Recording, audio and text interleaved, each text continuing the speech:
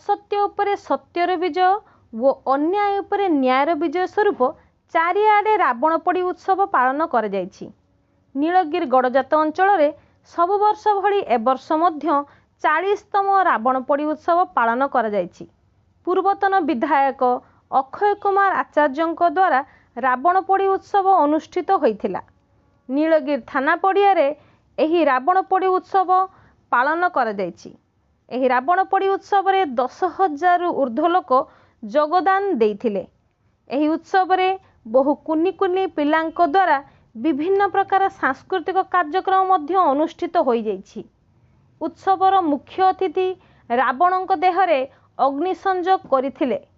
एही कार्यक्रम रे रावण पोड़ी कमिटीर प्रतिष्ठाता अक्षय आचार्य सभापतित्व करिथिबा बेले अन्यतम वरिष्ठ सदस्य सदाशिव रथ, सांबादिक अशेष कुमार स, अमरेन्द्र महापात्र, ब्रजकिशोर पाणी, समरेन्द्र पारिक, प्रफुल्ल कुमार महांती, दिव्यज्योति आचार्य योगदान देई एई कार्यक्रम को आगे नैथिले।